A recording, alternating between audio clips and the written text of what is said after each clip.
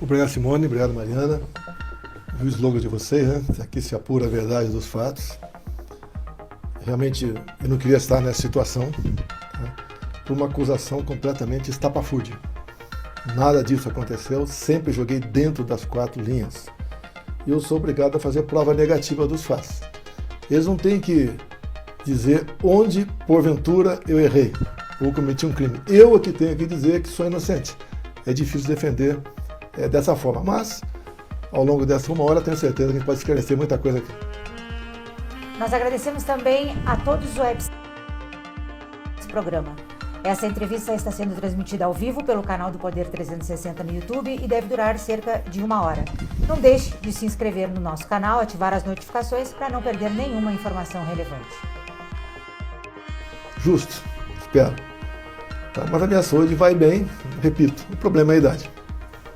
Vamos então para a política, presidente. A PGR pediu na noite de ontem a sua condenação de outros 7 réus nesse processo aí que investiga a tentativa de golpe de Estado. As penas somadas chegam a mais de 40 anos de prisão. Qual será a sua estratégia de defesa, presidente? Olha, você falou 5 crimes. Imagine você multado agora no Rio de Janeiro. Você não está lá. 2 crimes são relacionados à depredação de patrimônio. Eu estava nos Estados Unidos. Eu não estava aqui. É uma coisa que eu tenho até vergonha de falar. Eu tenho vergonha de ver que o PGR botou isso como crime meu. Daí tem mais, liderar organização criminosa armada. Ué, o que aconteceu? Eu era chefe supremo das Forças Armadas. As Forças Armadas foram para a rua? O 8 de janeiro foi uma tentativa de golpe de Estado? O próprio atual ministro da Defesa disse que não foi. Outros 2 ex-ministros, como Aldo Rebelo e Nelson Jobim, também falou que não foi. Sarney também falou que não foi. Qualquer uma pessoa minimamente inteirada no assunto vê que aquilo foi uma baderna que saiu do controle. Agora, por que quase 200 câmeras sumiram do Ministério da Justiça de Flávio Dino? Porque provaria que o quebra-quebra foi antes da turma que estava lá no acampamento chegar aqui. Então você vê aqui, tentativa de abolição violenta do Estado Democrático de Direito, golpe de Estado, liderar organização criminosa armada. Não teve arma. Se você pegar as polícias legislativas da Câmara e do Senado, nenhuma arma foi apreendida. Quer dizer, é uma denúncia que é difícil você defender. É quase você se defender, por exemplo, de uma acusação de ter matado um marciano. E nem o corpo do marciano estava ali.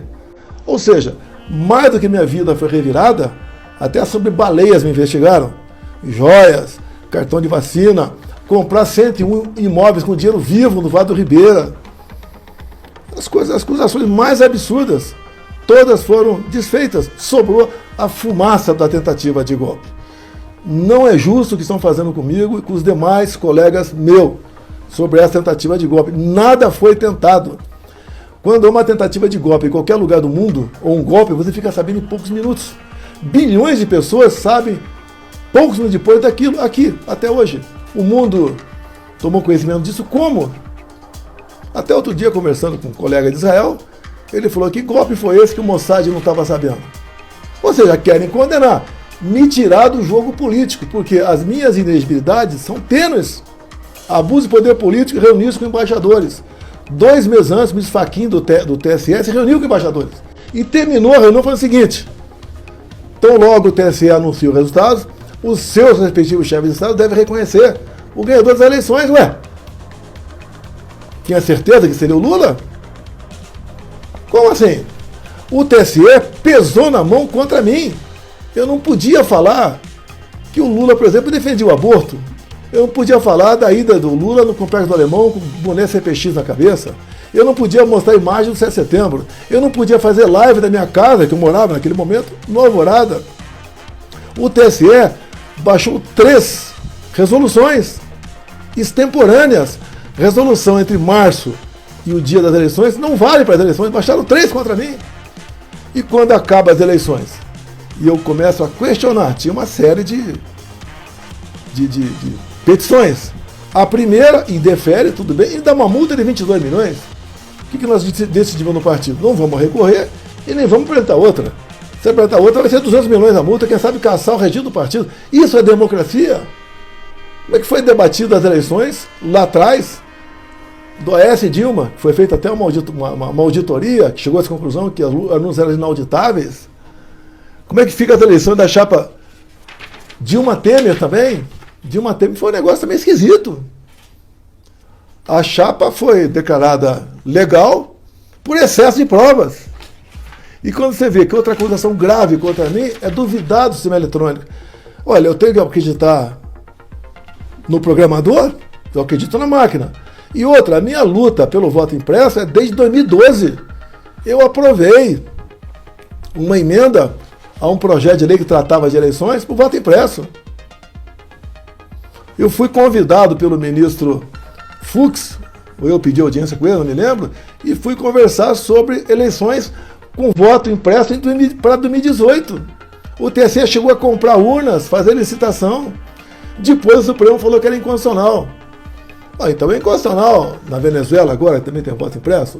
É inconstitucional no Paraguai, também tem o voto impresso. E quando você vê aqui, a segunda inelegibilidade minha, ou melhor, a primeira, o abuso de poder político, foi eu critiquei as urnas. Quem entrou com a ação? Foi o Carlos Lupe. O que o Carlos Lupe disse há pouco tempo, em 2018, se não me engano, nas inserções do horário eleitoral gratuito. Carlos Lupe, esse cidadão aqui. Sem a impressão do voto, não há possibilidade de recontagem. Sem recontagem, a fraude impera. Carlos Lupe. Então, o próprio Flávio Dino já criticou a urna eletrônica. Vários parlamentares criticaram, apertaram o projeto. Nós derrubamos o veto, a Dilma Rousseff vetou o meu voto impresso. Nós derrubamos o veto com voto, inclusive, de petistas.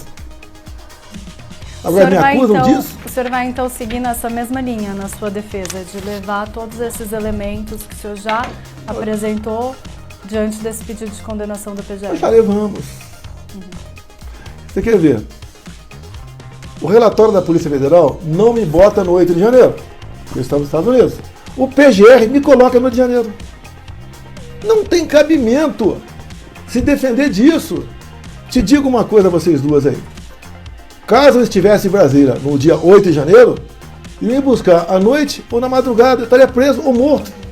Mas o PGR, na denúncia que ele faz, o Paulo Gonet, ele diz no pedido, na denúncia não, desculpa, no pedido de condenação, que o senhor alimentou diretamente a insatisfação e o caos social depois de perder as eleições em 2022 e que não reconheceu essa derrota de forma clara e dessa forma teria mantido os seus apoiadores em estado de mobilização, o que levou ao 8 de janeiro. O que o senhor acha? Eu quero uma imagem, uma matéria da imprensa, eu fazendo críticas contundentes em novembro e dezembro de 22. Não tem.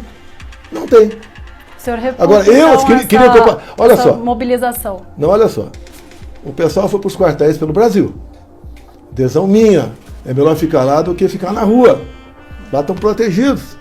Tanto é que lá não tivemos problema nenhum. No dia 2 de novembro de 22, ou melhor, dia 1º, eu dei uma coletiva para a imprensa. Falei, vão sentir saudade de mim. Quando é que você vai sentir saudade de mim? Quando eu for embora. E dei meu recado, nós não somos igual à esquerda. Não podemos fechar rodovias, invadir, depredar patrimônio. No dia 2, eu fiz um vídeo conclamando aos caminhoneiros que desobstruíssem as pistas pelo Brasil. Se eu quisesse o caos, eu alimentaria isso daí. Ao longo do percurso, a pedido do Lula, eu nomeei 2 comandantes de força.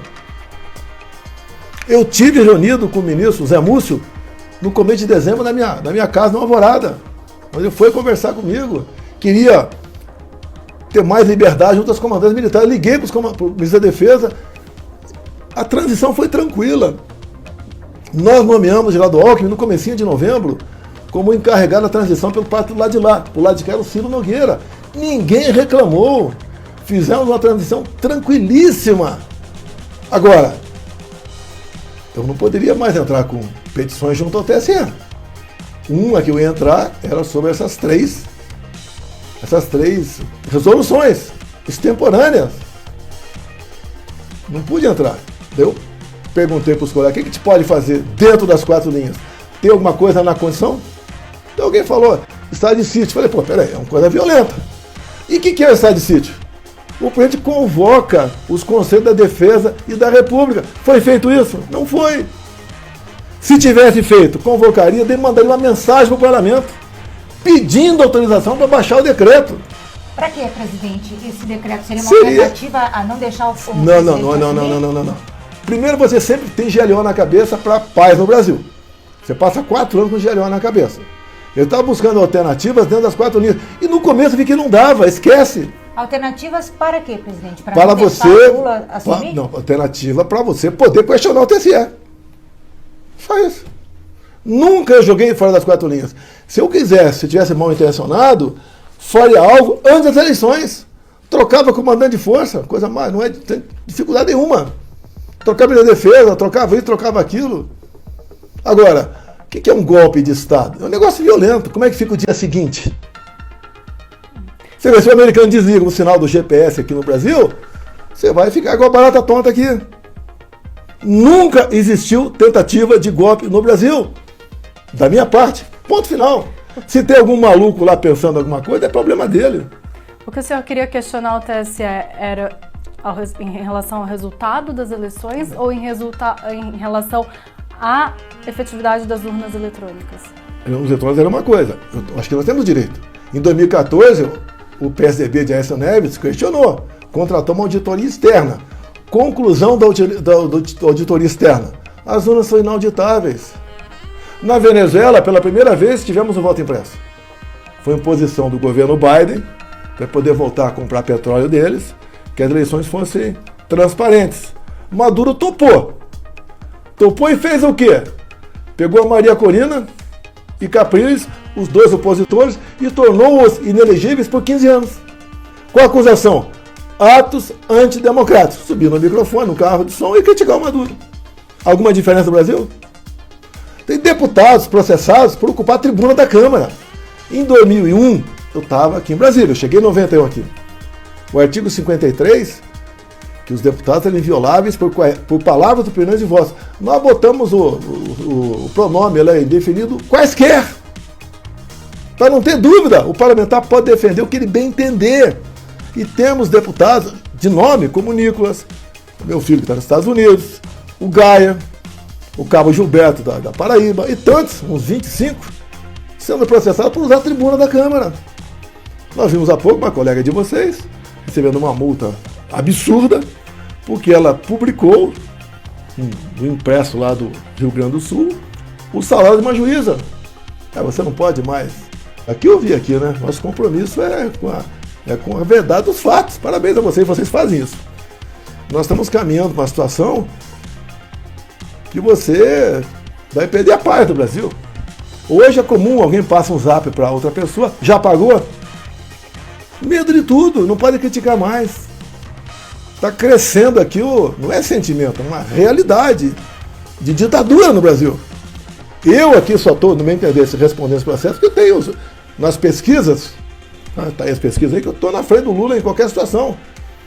Estado do Nordeste, a gente já ganha dele, ou empata na margem de erro. Ou seja, o pessoal está insatisfeito com o que ele está fazendo, só faz besteira. Provoca o americano o tempo todo. Até digo para você, talvez você vai entrar nesse assunto aqui.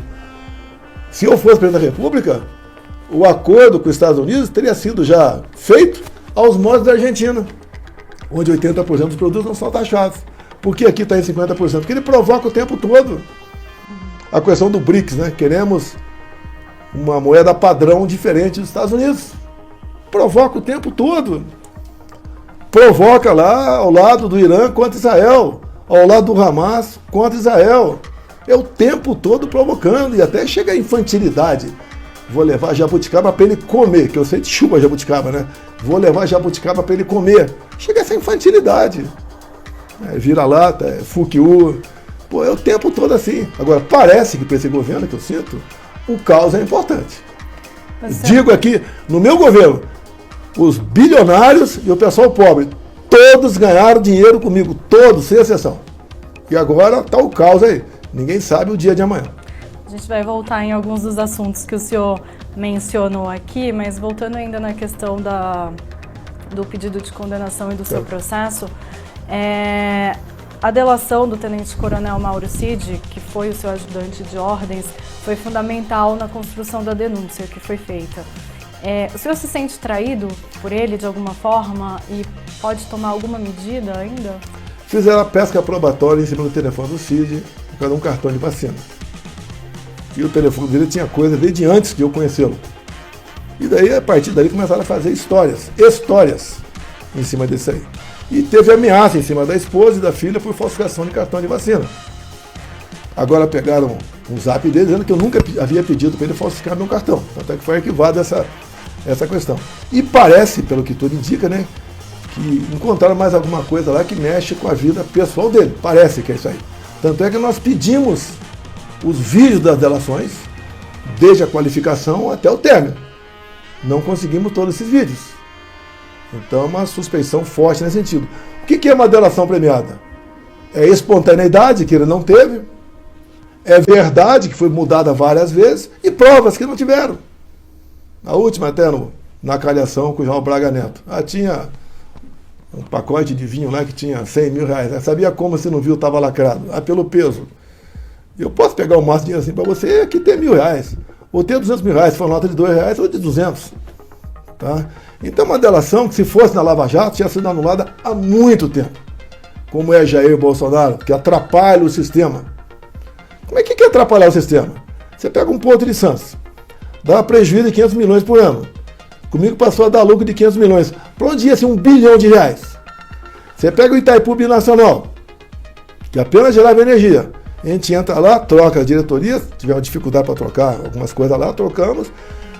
Ao longo de 4 anos, diminuímos a tarifa em 45% em dólar, diminuímos, fizemos a segunda ponte com o Paraguai, de um voo de 470 metros, alongamos em 600 metros a pista do aeroporto, asfaltamos a Transboiadeira a pedido do Ratinho do Paraná, obras de pequeno vulto em quase 60 municípios no entorno do lago de Itaipu. Nós fizemos acontecer. Para onde ia essa grana? E você vai em todas as Correios. Foi superavitário em 4 anos, mas você vê no último está em vermelho, né? Por que está em vermelho? Estava azul, está em vermelho. Porque o ano passado, 24, a diretoria dos Correios resolveu reconhecer uma dívida que estava em disputa judicial.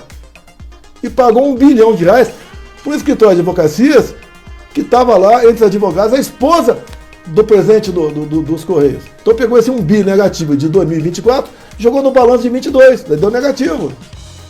Eu tinha conversado com o presidente dos Correios, é possível nós diminuirmos a dívida dos funcionários dos Correios com seus fundos de pensões? Porque o fundo de pensão que nós pegamos foi roubado pela administração do PT lá atrás.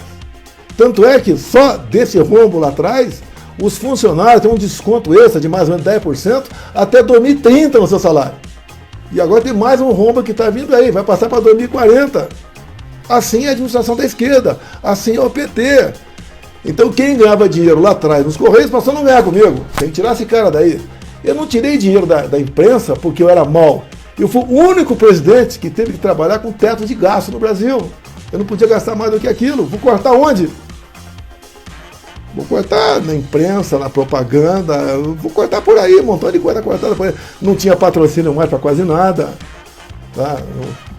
Lei Rouanet, botamos lá para baixo, que Lei Rouanet é o dinheiro que, em vez de entrar no orçamento, é abatido aqui embaixo. E a Lei Rouanet é um negócio complicado.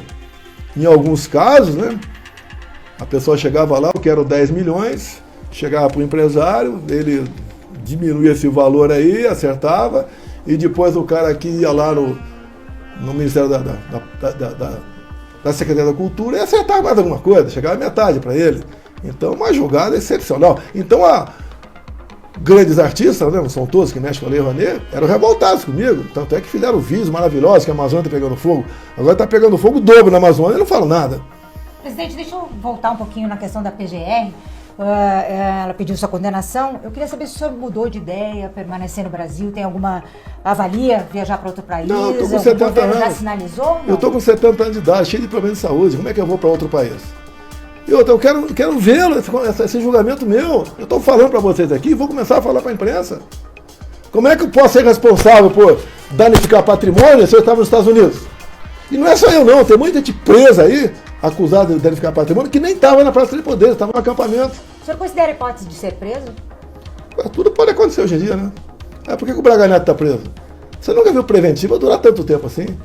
Qual a acusação do Braga Neto? Interferência no inquérito já tinha acabado. Então é assim que funcionam as coisas. Eu quero e ponto final.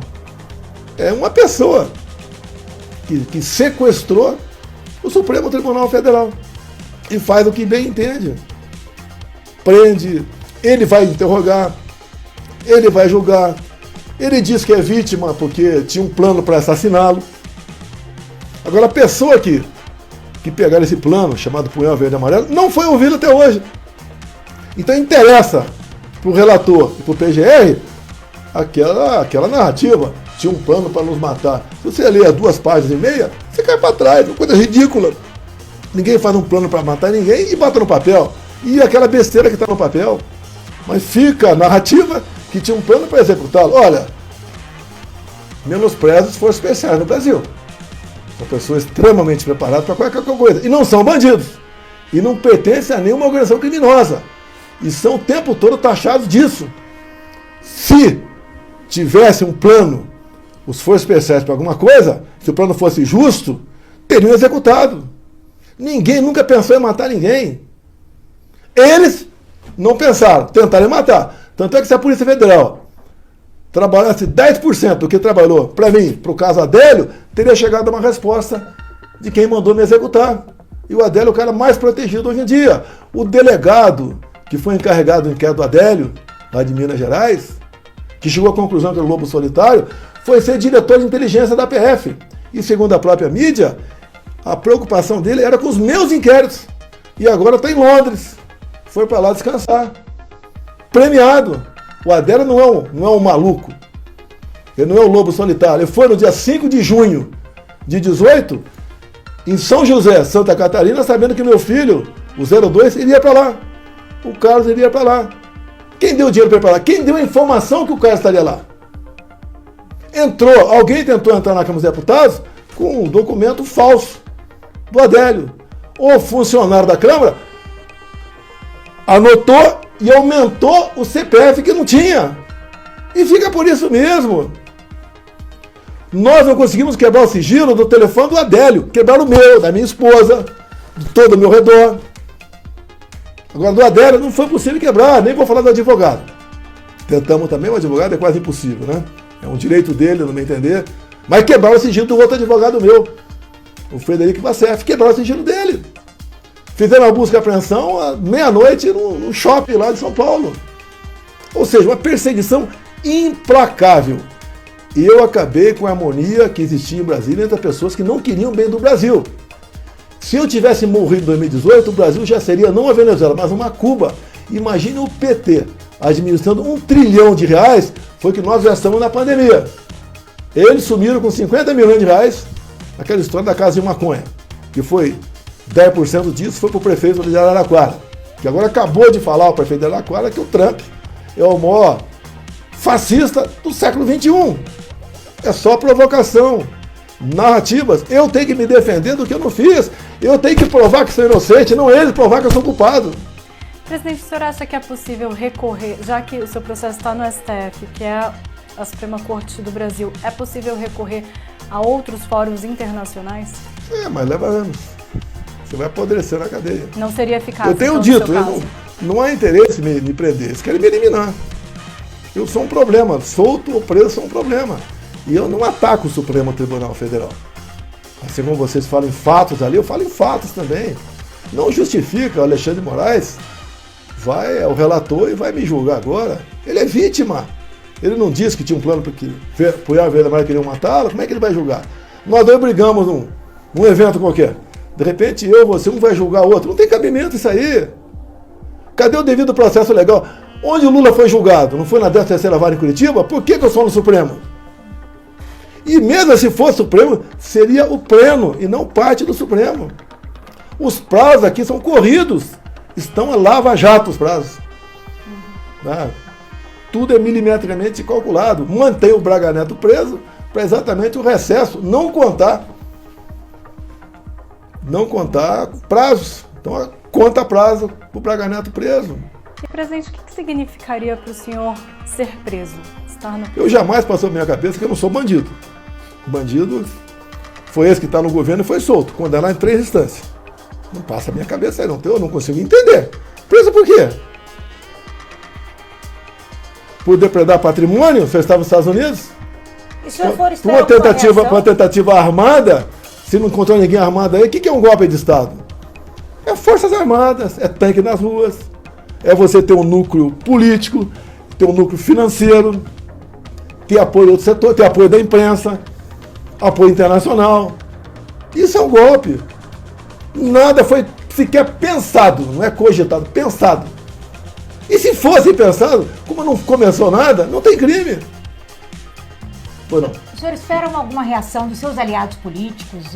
O que o senhor imagina no caso de uma eventualidade de prisão ou de uma continuidade desse processo? Eu não posso falar sobre isso, né? Cada um faz o que se manifesta. Vários parlamentares foram falar comigo hoje, gravaram vídeo, tá certo? É o que a gente está fazendo. É uma tremenda injustiça. Se eu tivesse feito um governo de corruptos, eu estaria com bilhões no bolso em liberdade, agora sem problema nenhum. O que aconteceu com o Carlos Lupe no dia de ontem no Supremo Tribunal Federal? A roubalheira dos velhos INSS foi equivalente. O Carlos Lupe está fora do processo. No meu entender, de que vale uma CPMI agora, ou CPI no Congresso? Não vai mais nada. Se o chefe, o ministro do INSS, né, da Previdência, já foi arquivado a ação contra ele, ele vai dar risada. É esse mesmo que eu mostrei para vocês aqui. O senhor acha que então não vale a pena fazer essa CPMI agora? Eu acho que não. Eu acho que não. Até porque o que o governo geralmente faz? Geralmente é equilibrado ali. Ele convence mais um ou outro a só atacar o outro lado. Daqui a pouco vou botar na minha conta. Como estão tentando botar na minha conta o roubo dos velhinhos. Eu roubei dos velhinhos para dar para o irmão do Lula. Eu nunca recebi um sindicalista no meu gabinete. Nunca recebi um deputado do PT no meu gabinete. Até se ele quisesse falar comigo, eu conversaria com ele. Mas nunca pediram para falar comigo. Agora, eu fraudei o INSS. Se nós começamos em janeiro de 19 uma medida provisória para exatamente evitar que tudo isso acontecesse. Mas o argumento do atual governo de que justamente essa medida ampliou a possibilidade de cadastro de algumas entidades, o senhor refuta esse argumento? Não existe isso. Por quê? Nós apresentamos uma medida provisória para exatamente você fazer uma reclassificação anual de quem está descontando. Essas próprias pessoas, em especial os mais pobres do Nordeste, não sabem o que assinam. Muitos são analfabetas, lamentavelmente. E não vê, quando o desconto já vem no Olerite, você não sente. Se você tivesse me dar uma nota de R$50 todo mês, você sentiria. Mas quando vem descontado, você não sente.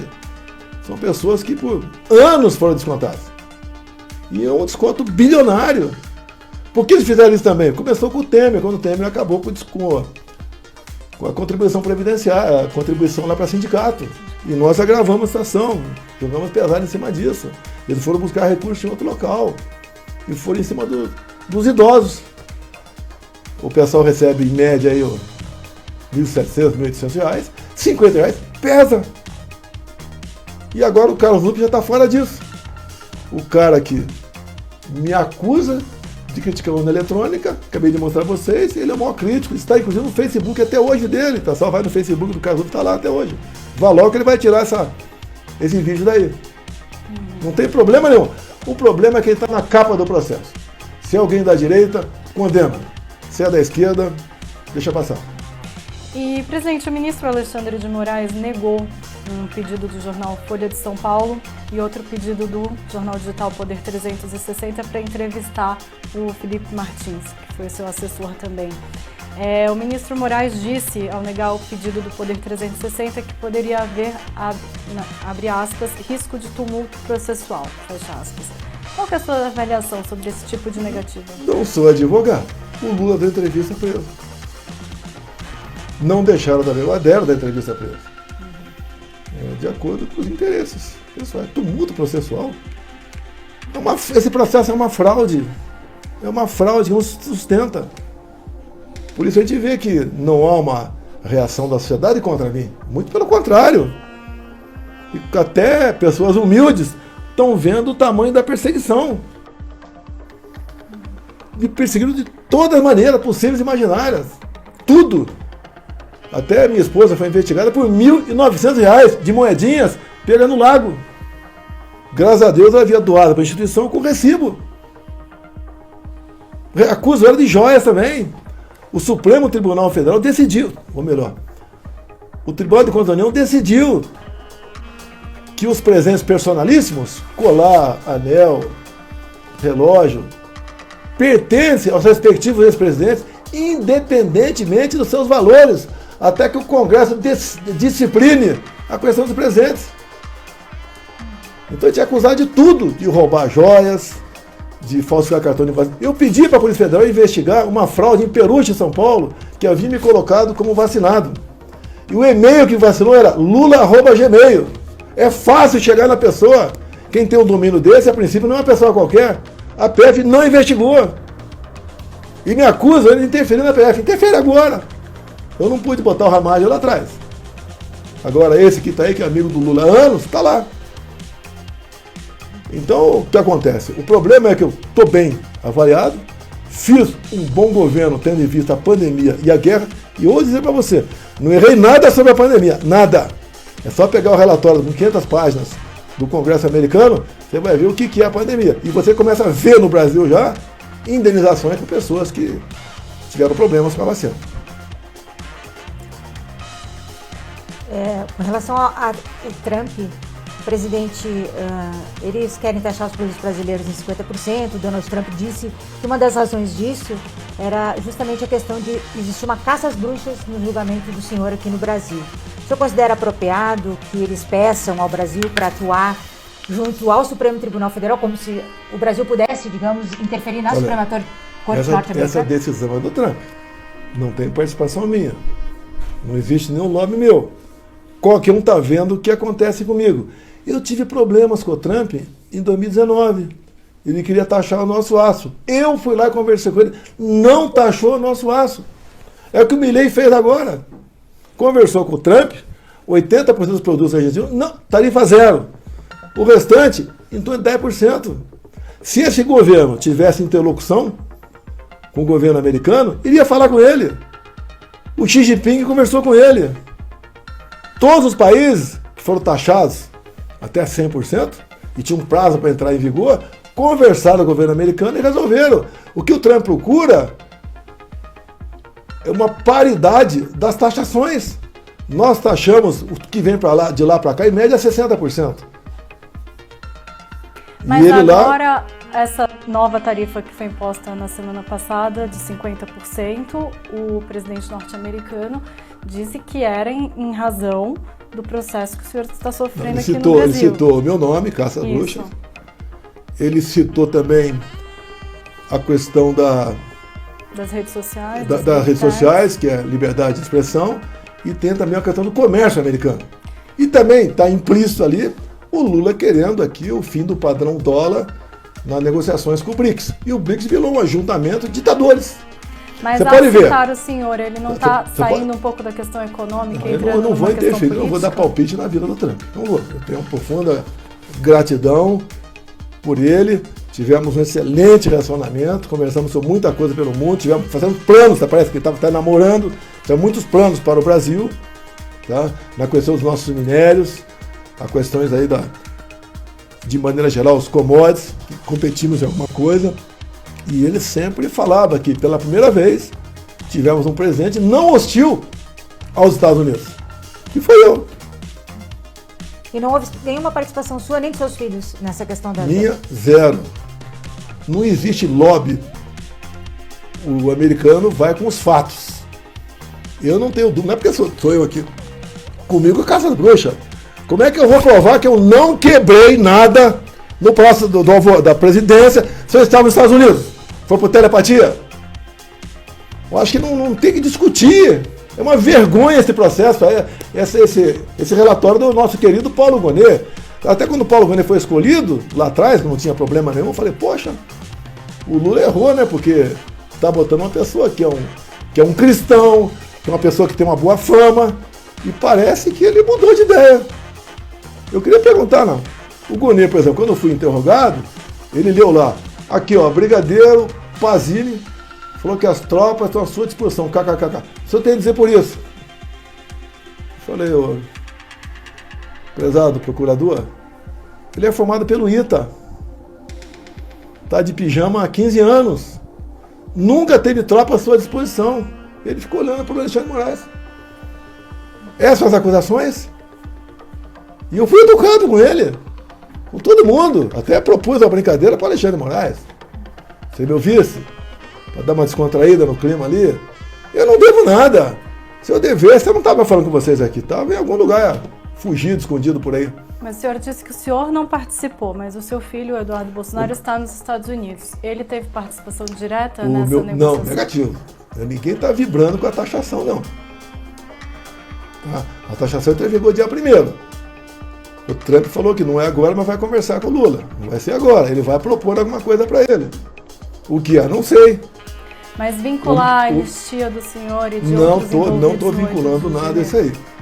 Lá atrás, quando apresentou o primeiro projeto da anistia, queriam botar uma anistia para mim sobre inelegibilidade. Eu falei, não, é só o de janeiro. Eu não tenho nada a ver com o de janeiro. De repente, repito para você, a PF não me coloca no de janeiro, mas o procurador me coloca. Porque sem o de janeiro, não tem como eles conectar outras coisas. Eles pegaram o de janeiro, tentativa armada de golpe de Estado. Pelo amor de Deus. Com a Dona Maria com 74 anos de idade, com a irmã Hilda, pelo amor de Deus, com o lesão cardíaco que morreu na prisão, pelo amor de Deus. Num domingo, você não dá golpe de Estado em cima de prédio, dá golpe de Estado em cima de pessoas. O Lula tinha acabado de sair lá e ir lá para São Paulo, Araraquara. Vai ficar fora desse negócio aqui. Pô, é uma armação, só não foi perfeita, repito, a armação do 8 de janeiro, porque eu não estava aqui no Brasil. Se eu estivesse aqui, eu estava preso até hoje. Presidente, o resultado desse tarifaço do Trump foi que o projeto da anistia, que os dois presidentes, tanto do Senado quanto da Câmara, colocariam para análise, foi adiado. Não há nem previsão agora. A questão da anistia chegou a um ponto da Câmara e o Senado aprovar. Poderiam aprovar. Mas daí o Supremo interferiu e falou, se aprovar, vai ser inconstitucional. Daí o pessoal resolveu... Não, e focou também na questão do tarifaço, né? Essa preocupação. Não, o tarifaço aqui foi o que passa a cabeça do Trump, eu não sei. Ele é imprevisível. Eu gosto dele. Sim.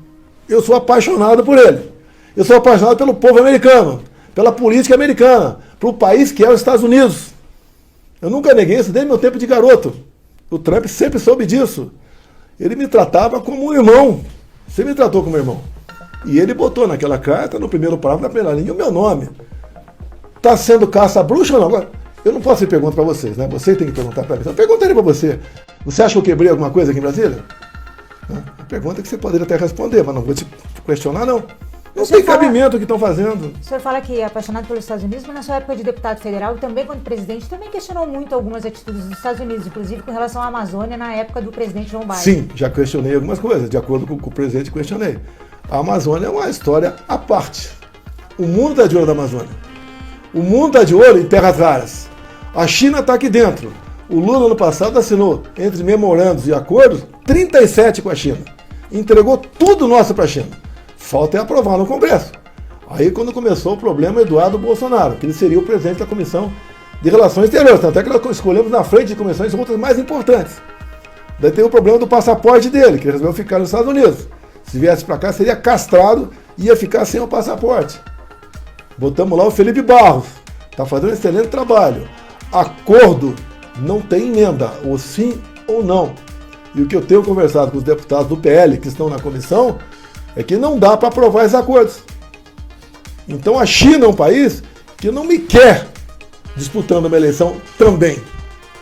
Não neguei nada para a China. Meu problema com a China não foi venda de nada. Eles compraram nosso carne, compraram soja, compraram tudo da gente, sem problema nenhum. Agora, o que eles queriam? Comprar terras. O Senado, lamentavelmente, aprovou um projeto de venda de terra para estrangeiro. Eu consegui na Câmara segurar o projeto. Ainda falei com o presidente da Câmara na época. Se vocês aprovarem, eu veto. E a China tem poder para derrubar o veto. E se a China começar a comprar terra no Brasil, acabou o Brasil. Eu chamo de invasão silenciosa. Tem outro grande país que não quer me ver como presidente. Que eu sou uma pessoa autêntica, que penso e trabalho pelo meu país. Você não viu uma acusação de corrupção em cima de mim. O que é comum acontecer porque ele tem cargos como o meu, do executivo. Nada. Trabalhei pelo meu país. Terminamos 24 com 54 bilhões em caixa, mesmo com todos os problemas. Relação dívida pública PIB mais favorável, mesmo gastando R$1 trilhão. Eu tinha uma equipe de ministros que era reconhecida. Um outro pisou na bola, nós acertamos ali. Mas a grande maioria fez um trabalho excepcional. E eu dei carta branca para todos eles. Se você pegar alguém na rua agora, me cite o nome de 3 ministros do Lula, o cara não sabe. O senhor avalia que há interferência da China, então, em relação ao seu Não há processo? dúvida nisso. Há 6 anos a China acabou com a lei do filho único. Eles estão com 1,5 bilhão de habitantes. Eles precisam encher barriga lá. E o grande fazendão é esse daqui. Se um chinês comprar uma terra vizinha da tua fazenda, ali do lado, o trabalho vai ser 15 horas por dia. Daí alguém vai falar, o MP do trabalho vai fiscalizar. Vai nada. E se for, vai acertar. E como vão ter uma produtividade maior, vão quebrar você do lado. Daqui a pouco um chinês casa com alguém da tua família ali, ou com sei lá, compra a tua fazenda, um brasileiro, e tudo bem. Então nós estamos descambando. O que eu acho que o Trump está vendo, lá atrás ele tinha essa visão. Eu acho que ele tem agora com mais precisão. Ele não quer o Brasil, já está no caminho, né? Mas que se transforme na Venezuela. Até porque muita gente está preocupada com o tarifaço, também sou contra, seria contra o tarifaço. O meu filho Eduardo seria contra o tarifaço também. Mas nós temos um problema mais grave. Se continuar o Brasil avançando rumo à esquerda, o Lula falando besteira o tempo todo, esse inconsequente, provocando os Estados Unidos, essa taxa de 50% que pode ser diminuída, eu acho que eu tenho o poder de resolver esse assunto, parte dele. Mas eu tenho que ter liberdade para conversar com o Trump. No momento nem passaporte eu tenho. O senhor gostaria de ter esse passaporte então para ir aos Estados Unidos negociar? Por que eu estou quase 2 anos sem passaporte? Meu Deus do céu! Mas o senhor gostaria de negociar diretamente Gostaria de conversar com ele. Sim. Agora, ele vai apresentar uma proposta para o governo brasileiro. Não é apenas eu conversar com ele, ele vai apresentar uma proposta. Quase todo dia tem uma nota dele na imprensa, no Rambo dele lá, na plataforma dele lá. Ele está mostrando o que ele está querendo. Cada um analise, comece a ver aquilo ali. Eu que não vou falar o que ele está querendo, qual que eu enxergo que ele está querendo. Ele quer liberdade de expressão. Até costuma dizer, né, aqui no Brasil nós temos liberdade de expressão. Nós não temos a liberdade depois da expressão. É o que está acontecendo. Com todo respeito a você, não preciso responder. Mas tem colega de vocês que está preocupado com o que vai escrever. É para a gente viver numa situação dessa? Comigo, alguém sofreu alguma represália? Eu falei em censurar algum órgão de imprensa? Comigo não teve nada disso. Me xingavam, esculachavam o tempo todo. E o senhor falou que o seu filho é contra o tarifaço, o Eduardo. Sim. Mas ele já escreveu nas redes sociais e deu algumas entrevistas defendendo essas tarifas e dizendo que a única solução para que o governo norte-americano reduza o valor colocado agora de 50% é garantir a anistia. Olha, o que eu li, ele não é favorável à tarifa aqui no Brasil. Uhum. Ele falou que é uma medida do governo para pressionar o Lula aqui. É isso que ele falou. Tá? Mas ele está lá, essa questão, ele tem um bom relacionamento na Casa Branca, lá no Parlamento, e ele tem trabalhado lá para que o Brasil volte à normalidade. Coisa que não teria liberdade aqui no Brasil. Se tivesse no Brasil falando o que está falando, já teria decretado uma prisão para ele e a Câmara decidisse se ia continuar a prisão ou não. Como fizeram com o Daniel Silveira. Daniel Silveira falou uma besteira. Eu li aquele negócio, eu não acreditei que ele falou aquela besteira. Pensei, pô, esse cara tá maluco? Agora, 8 anos e meio de cadeia? Pela primeira vez na vida eu dei uma graça para ele, baseado na lei, não foi da minha cabeça. Quando eu deixei a presidência, foi cassada a graça e ele está preso. Arrebentou com a família dele, com várias famílias aqui se arrebentaram em Brasília. É inadmissível essas pessoas presas por tentativa de golpe armado. Pessoas que nunca viram uma arma na tua frente, não tem porte de arma, não sabe nem o que é estilingue. Isso é uma coisa desumana que faz com essas pessoas com câncer. Presidente, na cadeia, pô. Uma curiosidade que eu acho que é de muitas pessoas. O senhor está inelegível. Pretende se candidatar em 2026? No momento, sim. Esse é o nome único da direita. Eu vou até as últimas consequências. Não há uma alternativa ao seu nome. É injusto. Eu estou inelegível porque me reuni com embaixadores, que eu subi no carro do som do Silas Malafaia. Não tem cabimento, não gastei um centavo nisso. Abuso de poder político e reunião com embaixadores? É privativo do presidente da República convocar embaixadores e não do seu Fachin. E quando acabou o 7 de setembro, deixei a faixa com alguém. Quando fui para a Esplanada, eu fiquei assustado com aquela imagem. Acho que todo mundo ficou assustado. Parecia uma plantação de girassol. E eu ocupei o carro de som do Ciro Malafaia. Aí abuso de poder econômico. Não gastei um centavo. O carro de som tinha mais carro de som lá, não gastei nada. E qual vai ser a sua estratégia diante do fato de que o senhor está inelegível? É entrar com pedido de candidatura. O TSE, a primeiro momento, vai decidir. Vai estar presidindo o TSE o Cássio Nunes, o vice vai ser o André. O TSE decide. Agora, que tremenda injustiça me tornar elegível por causa disso. Até porque estamos na Suíça, né? Agora, presidente, o registro de candidatura vai se dar somente no ano que vem. Diante disso que o senhor está colocando agora, de registrar a sua candidatura, se o TSE mantiver o senhor inelegível, o senhor vai declarar apoio a um outro nome da direita, então, só em 2026? Para mim vai ser game over. Não. Isso eu vou ver lá na frente. Mas então o senhor pretende deixar isso para 2026 apenas? Tem várias não pessoas agora, aí que estão se apresentando como candidatos. Eu acho que todos os partidos têm que ter seu candidato no primeiro turno. Eu conversei com o Zema essa semana, bati um papão com ele. Converso sempre com o Tarcísio. O Tarcísio é meu amigo, meu irmão. Tá certo? Já conversei com o Caiado. Não conversei com o Eduardo Leite, com falta de oportunidade, tá? Ou falta de interesse dele, o meu, tá certo? Conversaram com todo mundo. Lance, eu acho que deveria ser cada partido lançar o primeiro turno do seu candidato. Mas nessa estratégia de cada partido ter o seu candidato no primeiro turno, isso pode pulverizar as candidaturas da direita e atrapalhar, acho que a direita ou tá unida. reforça? A direita está unida comigo. Que pese algumas caneladas minhas, nós fizemos renascer no coração do brasileiro o amor à pátria, o patriotismo, a falar em família, a falar em Deus, a não querer que criança seja colocada ideologias com 50 na cabeça dela, cada um vai ser o que quiser quando crescer no futuro. Tá? Eu mostrei o que é o Brasil, quando falo que nós temos, quem tem uma reserva mineral como nossa, Roraima tem uma tabela periódica embaixo da terra, quem tem uma terra agricultável como a nossa, para pecuária também, quem tem um clima aprazível como o nosso, água doce no Brasil todo, uma costa fantástica, nós terminamos 22 com tudo pronto para eólica offshore no Nordeste. Eólica offshore que é catavento no mar. Por que você pode fazer catavento no mar aqui? Porque aqui não tem tufão. Se for fazer nos Estados Unidos, você vai ter que todo ano botar uma torre lá. Aqui não. Para produzir o equivalente a 50 Itaipus. Mesmo sem recurso, o Tarcísio fez milagre. O Tarcísio tinha 7 bilhões por ano para infraestrutura. Fez milagre. Atacamos muitas balsas pelo Brasil. A ferrovia Norte-Sul privada. Desenrolamos. Não pense que o pessoal do meio ambiente são santos. Não vou falar o que eles são aqui, mas não pense que são santos. Resolvemos o problema ambiental. Foi concluída a Norte-Sul, 4.000 e poucos quilômetros. Por que a Ferrogrão de Sinop a Miritituba, 930 km, está parada? Decisão monocrática de uma pessoa, de um juiz. Não tem cabimento. E isso aconteceu no Brasil. Que a BR que liga lá Rondônia, Porto Velho, a Manaus está parada. A Marina não quer. Ah, lá não é lugar para passear. Ô Marina, quem vai passear lá, Marina? Eu tive um debate com ela na campanha passada, lá, 2018. Ela é contra o desarmamento.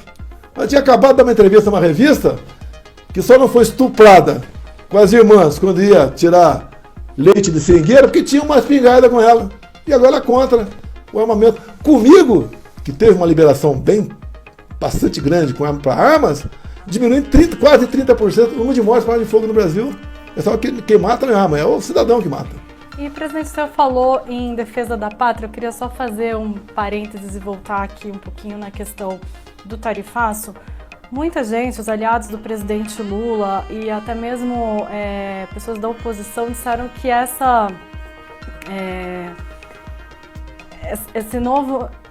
essas novas tarifas impostas e a defesa, a estratégia que o governo está adotando de negociar, deram ao presidente Lula novos argumentos que ele pode usar na campanha de 2026 e deram também esse espaço de adotar um discurso que é mais ligado à direita, da defesa da soberania nacional, inclusive com o resgate das cores, verde e amarelo. O que o como o senhor entende essa estratégia? Lula, apaixonado pelo verde e amarelo, ao lado de ditadores, um dos motivos das sanções também foi o Lula estar lá na Rússia, no dia da vitória, em vez de estar na terra do Flamengo, estava lá ao lado de ditadores e criminosos de guerra. O Lula falar em patriotismo? Ora, meu Deus do céu, vamos supor que tem uma sanção em cima da Venezuela agora. O povo deve ir à rua defender o Maduro? O Lula não dá demonstração nenhuma que resolver o assunto. Ele quer o país empobrecido. Quanto mais pobre e sem cultura, melhor para ele dominar. Mas dá um discurso para 2026? Dá, mas não vai para frente. Ela consegue atingir uma pequeno percentual de pessoas menos esclarecidas. Eu quero voltar a 2026. O senhor considera aí, no caso de inelegibilidade, permanecer alguém da sua família? A gente vê algumas pesquisas de popularidade da sua mulher, dos seus filhos. Você considera alguém? Você vê a pesquisa, não pedi para botar ninguém em pesquisa, né? A Michelle dá com a mais habilitada a ganhar a eleição, por exemplo. Você não vê discutindo política com ninguém. Ela tem a vida dela, em casa sem problemas comigo, graças a Deus. E ela está no PL Mulher, acabou de chegar do Acre agora, uma viagem lá. Se você andar na rua agora e fizer uma pesquisa, qual partido você vai votar? O PL está na frente. Tem a ver com o trabalho dela. Ela sempre dá uma boa mensagem de esperança, aponta algumas soluções. No Acre agora ela é uma carta dirigida ao Lula. Ela resolveu com a equipe dela fazer uma carta. No meu entender, ficou muito bem feita a carta dela. Baixar as armas e buscar alternativa. Porque há uma previsão não muito precisa que com esse tarifaço, se entrar em vigor de 1º de agosto, a gente perde 6% do PIB. Se está 3 positivo, passar para 3 negativo. E aí vem desemprego. O pessoal não investe. Mas já está difícil investir com a taxa Selic 15%. Eu cheguei a botar a taxa Selic 2% no começo de 21. No contexto de pandemia. Contexto de pandemia. Agora por quê? Eu tinha uma equipe, não é só o Paulo Guedes. O Paulo Guedes pegou o Ministério do Planejamento para ele, Secretaria, pegou a Indústria e Comércio. O Paulo Guedes pegou a equipe e eu dei liberdade para ele. Eu ia lá de vez em quando, dava uma sugestão. Lá de vez em quando ele aceitava. E eu ficava feliz, porque quem é economista é ele. E não eu. Eu não entendo de economia. Alguns acham que eu estou me rebaixando, me desconsiderando, para que não entendo de economia. Eu quero me comparar com o Paulo Guedes, não tem condições. Então ele fez o trabalho certo. Já teve vezes no meu gabinete, tem uma dúzia de ministros pedindo a cabeça do Paulo Guedes. O que eu falava para ele? Quem vocês querem no lugar? Não temos nome. Quando aparecia um cara com nome, esse cara não se compara com o Paulo Guedes. E ligar o Paulo Guedes, uma dúzia aqui na tua cabeça aqui agora. Tá mantido, pô. Porque o político, ele é imediatista. Nós, como zeramos impostos federais de combustível, não foi com um canetaço nenhum. Foi o parlamento. O Arthur Lira foi o grande responsável por isso aí. E nós passamos a arrecadar mais e botamos um teto no ICMS. O ICMS do Rio de Janeiro era 34%. Dava R$ 2,30, R$ 2,30 por litro de gasolina. Botamos a metade disso. Nós botamos a gasolina no Brasil abaixo de R$ 5,00. O etanol na casa de R$ 2,50. O Brasil estava indo bem. Está voltando os impostos federais dos combustíveis. O cara quer taxar todo mundo. Ele reclama quando o Trump taxa. E, presidente, eu sei que o senhor não gosta de cogitar não ser candidato, mas se eventualmente o senhor não puder registrar a sua candidatura em 2026, o nome que o senhor escolher terá de prometer que vai conceder o indulto ao senhor caso o senhor seja condenado e preso? Primeiro, não é indulto para mim. Tá? Isso é privativo do parlamento. A graça. A graça, a anistia, é privativo do parlamento, está lá na Constituição. Não tem que outro poder falar qualquer coisa. Tem o executivo que pode sancionar ou vetar. Se o Congresso derrubar o veto, é decidido. Você já viu a graça, a anistia, o indulto ser derrubado? Não, apenas o Daniel Silveira. Apenas o Daniel Silveira. Que foi o meu. Por que eu quero um Senado forte? Hoje estava discutindo com gente de manhã sobre o estado de Rondônia, por exemplo. Eu tenho lá meu candidato, um tal de Bruno Scheidt, inventei o nome lá. O Bruno Scheidt é meu candidato ao Senado lá em Rondônia. Qual o compromisso que eu tenho com ele? Eu não quero que ele seja leal a mim, ele tem que ser leal à Constituição.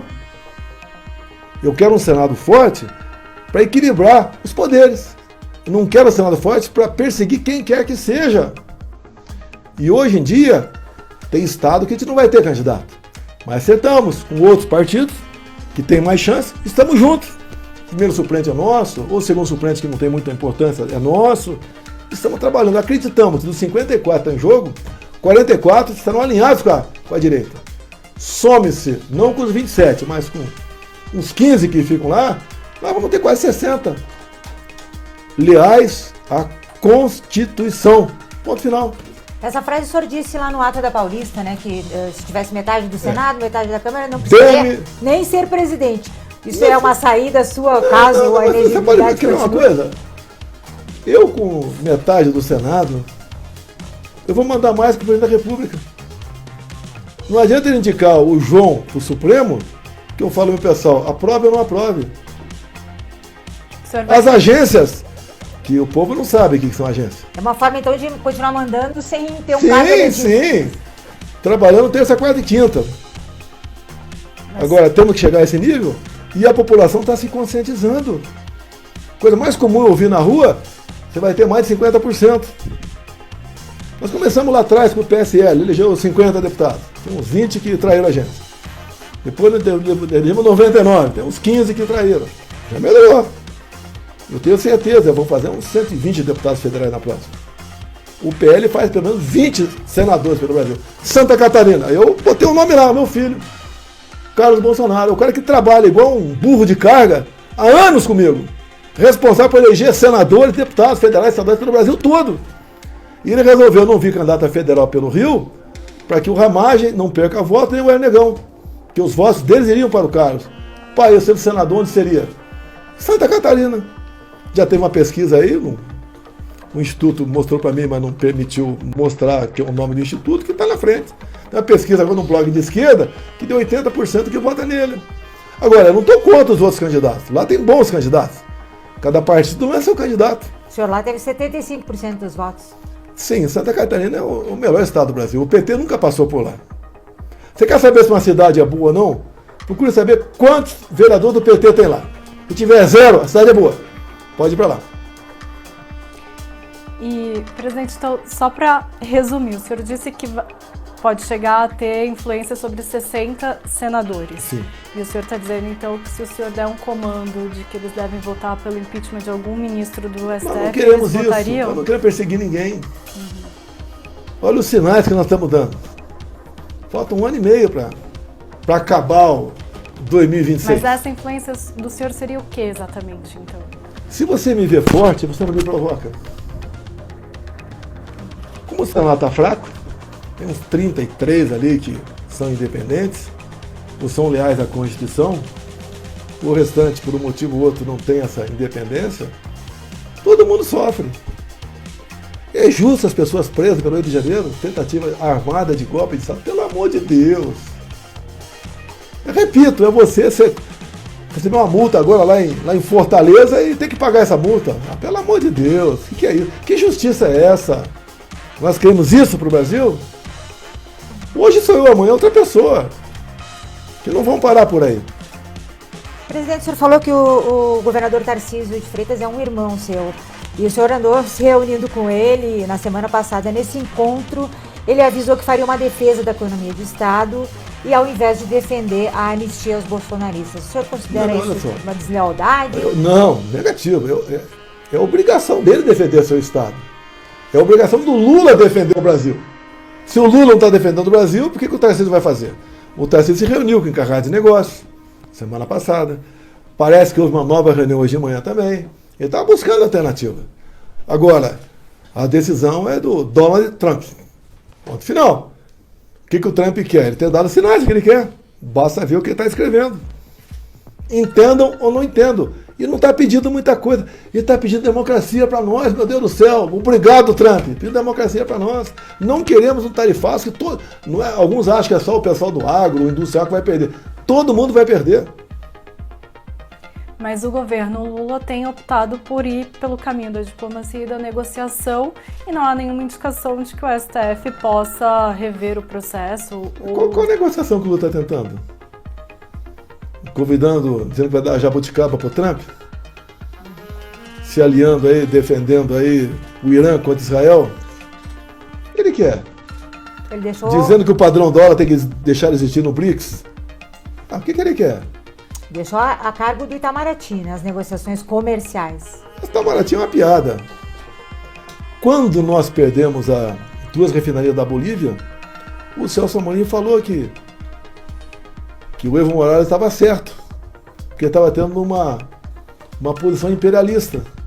Esse cara não pensa no Brasil, é o Foro de São Paulo, eles se ajudam. Acabou de, eu acho que perdoar uma dívida de 10 bilhões de reais com a Venezuela. Na Venezuela tem metrô. No Brasil tem cidades que não tem metrô. São os amigos, se ajudam. Porto de Mariel em Cuba, obras em Angola, na Bolívia, até na Argentina, do Fernandes. Poxa, dinheiro do BNDES para isso? Mas não há nenhuma indicação de que o STF pode recuar ou mudar alguma coisa no processo. Eu queria ser ministro supremo uma hora dessa. Não, mas eu digo, como é que vai se resolver, então? Não, mas eles têm que ver o que está na mesa, meu Deus. Eu vou falar para eles que é isso ou aquilo. Eles que decidam, as cartas estão aí. Vê se o preço é alto ou não. Eu fiz um pequeno comunicado de 4 parágrafos, botei, até numerei de 1 a 4, onde eu falei, dado momento, né? Se existir harmonia e independência dos poderes, está solucionado o negócio. Mas tem poder que quer ser mais poderoso do que o outro. Aí está o problema. E, presidente, uma pergunta de interesse até mais retrospectivo, né? O senhor falou já aqui na entrevista que não se arrependeu de nada que fez durante a pandemia, mas há algo que o senhor tenha se arrependido do seu governo? Não, o que acontece? A forma de me expressar... O que o senhor teria feito de diferente? A forma de me expressar não foi boa. Eu li os contratos, eu li os efeitos colaterais da Pfizer. Se alguém tiver a curiosidade, né, se pedir para mim, são 513 páginas. Um relatório do Parlamento americano sobre vacina e suas consequências. Parece que eu fiz aquele relatório. Então a Pfizer não mentiu. Ela fala em mais de 100 efeitos colaterais. Inclusive no relatório americano diz que 200 mil crianças contaminadas, uma vai a óbito. Eu te pergunto, compensa vacinar todo mundo? Com risco de miocardite, cardiopatite? Para alguns casos a solução é transplante, compensa? Eu acredito que não. Agora, estava todo mundo obcecado na vacina, gente embaixo do colchão, embaixo da cama de casa gritando que era vacina. E o Bolsonaro é contra. Fui acusado de não comprar vacina. Não tinha vacina em 2020 para vender.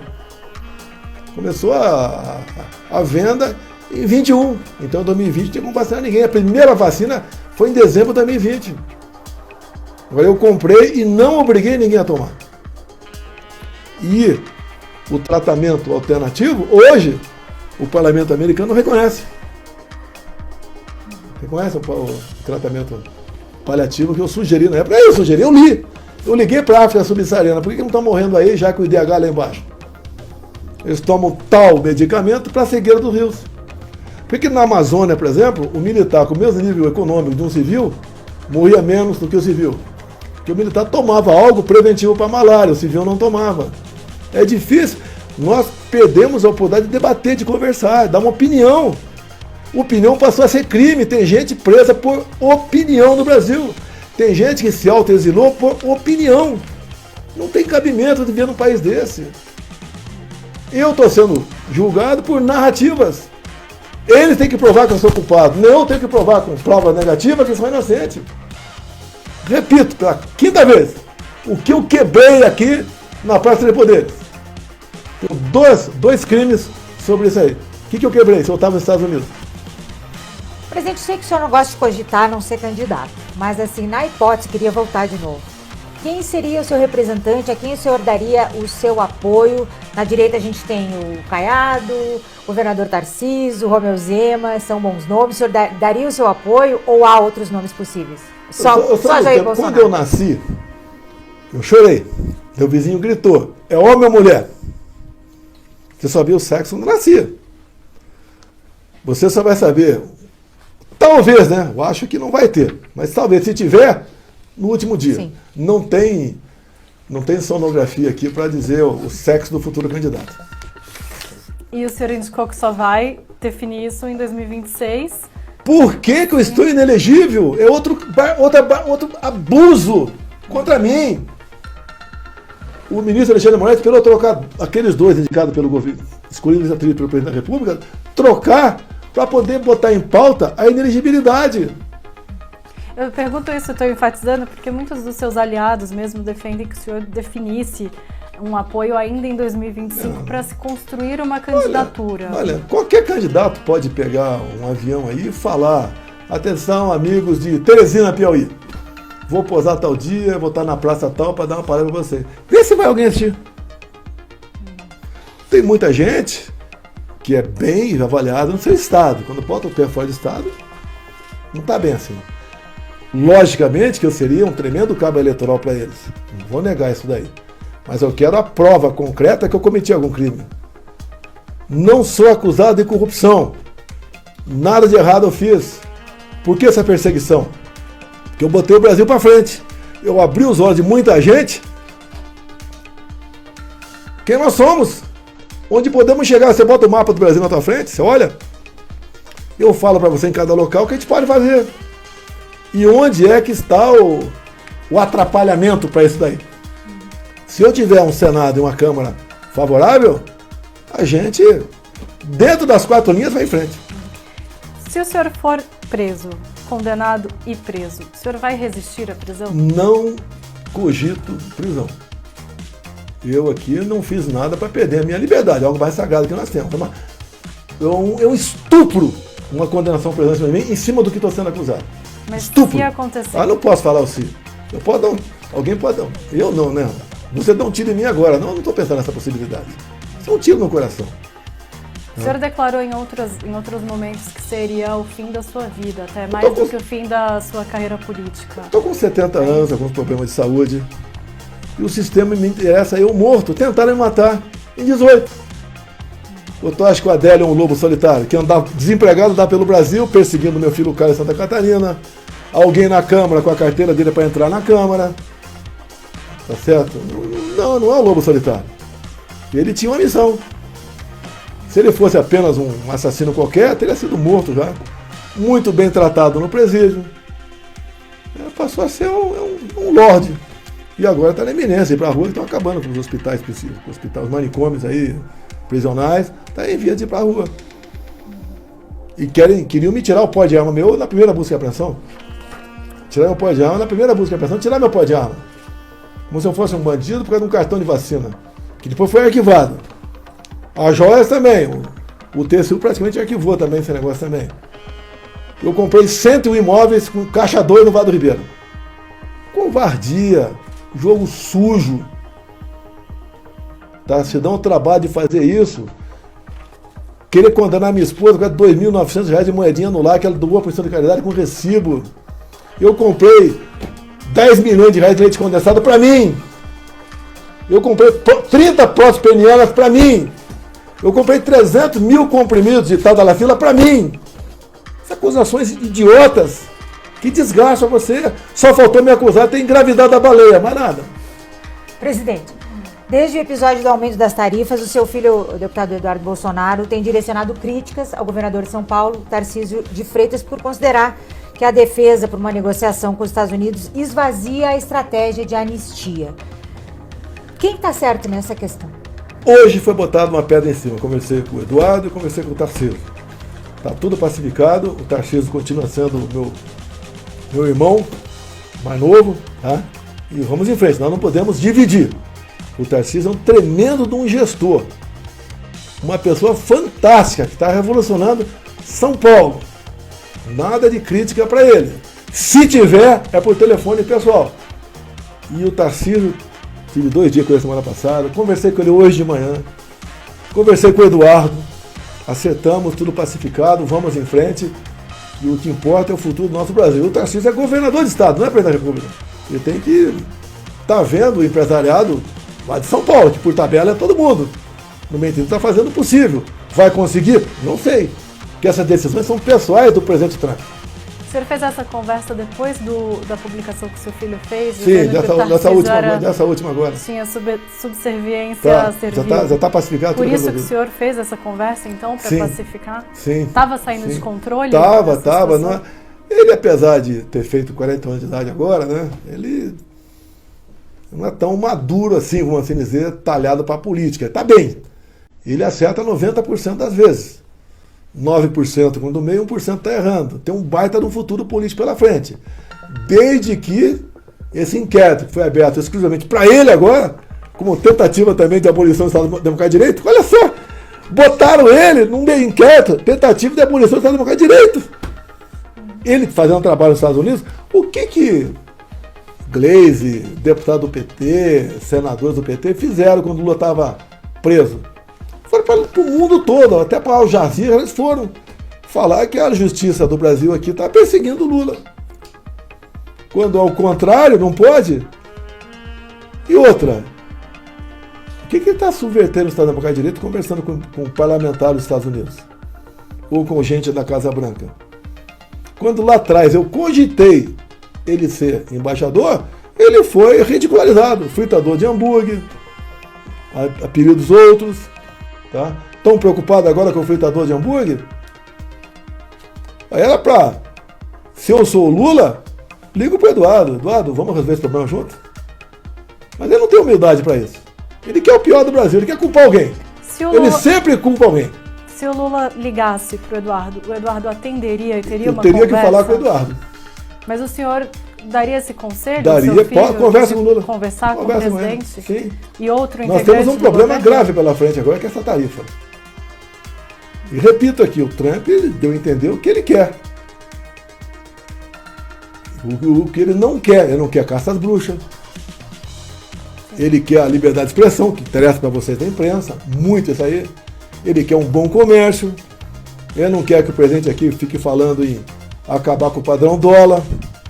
Ele gostaria que não continuasse apoiando terroristas, o Lula, Hamas, todo mundo.